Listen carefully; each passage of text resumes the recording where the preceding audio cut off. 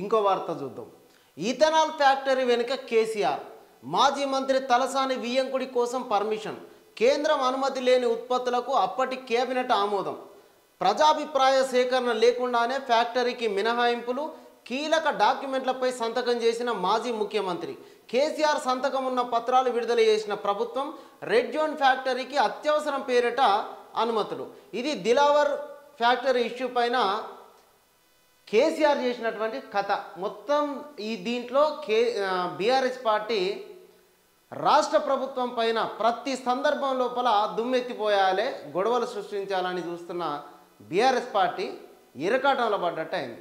భూమరంగా అవుతా ఉన్నది బీఆర్ఎస్ పార్టీకి. ఎట్లా అంటే అప్పుడు తెలంగాణలో ఆ నిర్మల్లో ఉన్నటువంటి దిలావర్పూర్ ఇథనాల్ కంపెనీకి సంబంధించి కాంగ్రెస్ ప్రభుత్వం పైన రైతులు తిరగబడ్డరని చెప్పేసి సోషల్ మీడియాలో అడ్డగోలుగా ప్రచారం చేస్తూ ఉన్నారు. అయితే అసలు ముచ్చట ఏంటంటే ఇక అప్పుడు కేసీఆర్ సంతకం పెట్టాడు. అక్కడ స్థానిక గ్రామ పంచాయతీ మున్సిపాలిటీ నుంచి ఎన్ఓసి లేకుండానే ఆ కంపెనీకి పర్మిషన్లు ఇచ్చాడు. పర్మిషన్లు ఇచ్చి మొత్తం దాంట్లో అప్పటి క్యాబినెట్ ఆమోదం లేకుండానే అప్పటి మంత్రి తలసాని శ్రీనివాస్ యాదవ్ వియ్యంకుడికి సంబంధించినటువంటి ఈ కంపెనీకి ఆగమేఘాల మీద పర్మిషన్లు ఇచ్చిండు. ఎవరిని అడగకుండానే, ఎవరితోటి ప్రమేయం లేకుండానే ఇగో ఇథనాల్ ఫ్యాక్టరీకి మొత్తంగా ఎట్లాంటి పర్మిషన్ తీసుకోకుండా ఫ్యాక్టరీ నిర్మాణానికి లైన్ క్లియర్ చేసిండు. మాజీ మంత్రి తలసాని వియ్యంకుడి కోసమే ఈ పర్మిషను.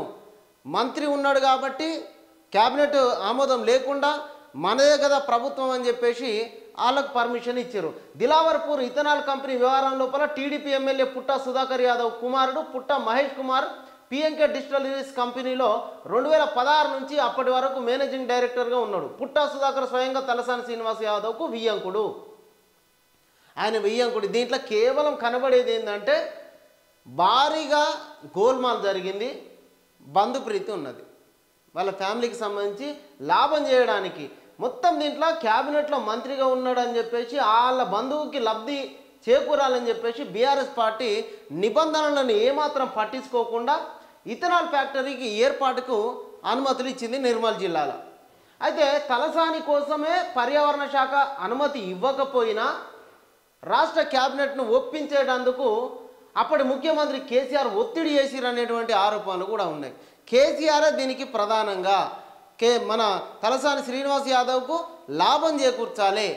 కొన్ని రోజులు తలసాని శ్రీనివాస్ యాదవ్ కొడుకు తలసాని సాయి కిరణ్ కూడా కొన్నేళ్ల పాటు అడిషనల్ డైరెక్టర్గా కూడా ఈ కంపెనీ లోపల కొనసాగిండు. మొత్తం ఎవరు స్థానిక గ్రామ పంచాయతీ కానీ మున్సిపాలిటీ నుంచి ఎన్ఓసి తీసుకోకుండానే ఫ్యాక్టరీ నిర్మాణం కోసం చక్రం తిప్పిండు కేసీఆర్, మాజీ మంత్రి తలసాని శ్రీనివాస్ యాదవ్. ఈ విషయం లోపల బీఆర్ఎస్ పార్టీ ఏమేం చేసిందంటే రాజకీయ వర్గాల లోపల ఒక అలజడి రేకెత్తిచ్చేటందుకు రేవంత్ రెడ్డి సర్కారును ఇరకాటంలో పెట్టేటందుకు ఈ ఇష్యూను వాడుకోవాలని చెప్పేసి రైతులను రెచ్చగొట్టిర్రు. అయితే దాంట్లో అసలు ముచ్చట బయటపడ్డది ఏంటంటే అన్ని అనుమతులు బీఆర్ఎస్ ప్రభుత్వమే ఇచ్చింది. ఇప్పుడు కాంగ్రెస్ ప్రభుత్వం పైన అట్లెట్లు ఇస్తారు, వాటిని రద్దు చేయాలని చెప్పేసి మాట్లాడుకొచ్చారు. అసలు వీళ్ళు దొంగ అన్నట్టు ఉన్నది కథ. ఇథనాల్ కంపెనీకి పర్మిషన్లు ఇచ్చిందే కేసీఆరే పర్మిషన్లు ఇచ్చిండు. మళ్ళీ అట్లెట్లు ఇస్తారని చెప్పేసి రైతులను రెచ్చగొడతారు. ప్రతి సందర్భం లోపల ఇప్పుడు లగ్చర్లకు సంబంధించినటువంటి ఘటన లోపల రైతులను రెచ్చగొట్టారు.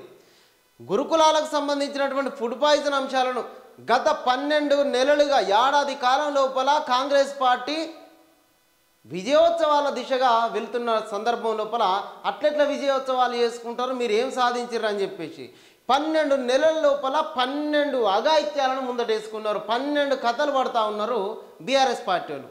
అంటే 12 అంశాలను ఇక్కడ 12 విజయాలు కాంగ్రెస్ పార్టీ సెలబ్రేట్ చేసుకుంటున్నటువంటి ఈ టైం లోపల వీళ్ళు గవర్నమెంట్ వచ్చినప్పటి నుంచి రైతు రుణమాఫీ చేస్తే నేను రాజీనామా చేస్తానని చెప్పేసి హరీష్ రావు సరే రైతు రుణమాఫీ చేస్తూనే ఉన్నారు. మహిళలకు ఫ్రీ బస్సు పథకాన్ని ఇచ్చారు. తర్వాత అంటే కాంగ్రెస్ ప్రభుత్వం ఒక్కొక్క పనిని ముందటేసుకొని పోతున్నప్పుడు ఇక్కడ వీళ్ళు ఏం చేస్తూ ఉన్నారంటే అట్లా ప్రజలకు మేలు చేస్తారు. మేము 10 ఏళ్ల సంది మేలు చేయలేదా, ఉద్యోగాలు లేకపోతేవి, రైతులు చచ్చిపోయేటట్టు ఎత్తివి, మొత్తం రైతులను నిండా ముంచుతీమి, నిరుద్యోగులను వాళ్ళ ఆత్మహత్యలకు కారణమైతేమి.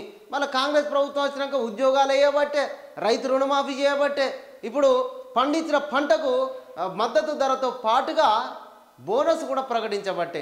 పంట ఎంత మద్దతు ధర ఎంత వస్తుందో బోనస్ 500 రూపాయలు కలుపుకుంటే అసలు వాళ్ళ పండించిన పంటకు మళ్ళీ అన్ని డబ్బులు వస్తుంటే రైతుల కళ్ళ లోపల ఆనందం చూస్తూ ఉన్నది. అట్లా మేము చూడలేకపోతే కాంగ్రెస్ ప్రభుత్వం ఎట్లా చేస్తుందని చెప్పి 12 నెలల నుంచి 12 కథలు పడతా ఉన్నారు. మొత్తం ఇక్కడ కూడా మాజీ మంత్రి వియ్యంకుడి కోసం కేసీఆర్ చక్రం తిప్పిండు. మొత్తం చక్రం తిప్పి క్యాబినెట్ లేదు, మన్ను లేదు, గ్రామ పంచాయతీ ఎన్ఓసి లేదు, మున్సిపాలిటీ ఎన్ఓసి లేదు, వాళ్ళు ఇచ్చేసినటువంటి పరిస్థితి. కేంద్రం అనుమతి లేని ఉత్పత్తులకు ఆమోదం తెలిపారు. ఆమోదం తెలిపి ప్రజాభిప్రాయ సేకరణ లేకుండానే ఫ్యాక్టరీకి మినహాయింపులు ఇచ్చిర్రు. కేసీఆర్ సంతకాలు పెట్టినటువంటి ఆ కీలక డాక్యుమెంట్లు అన్నింటినీ కూడా ప్రభుత్వం రిలీజ్ చేసేసరికి కేసీఆర్ అసలు కథ అంతా బయటపడ్డది. ఇది దిలావర్పూర్కు సంబంధించి బీఆర్ఎస్ ప్రభుత్వమే అనుమతులు ఇచ్చింది, బీఆర్ఎస్ ప్రభుత్వమే గోల్మాల్ చేసింది.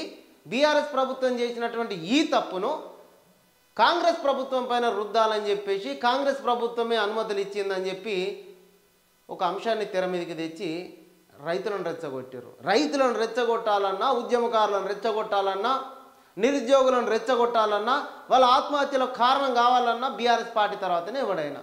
అందుకే బీఆర్ఎస్ పార్టీ వాడుకునేదే సెంటిమెంటును, ఆ తర్వాత చేసేటి అన్ని సెటిల్మెంట్లు. ఇది కథ.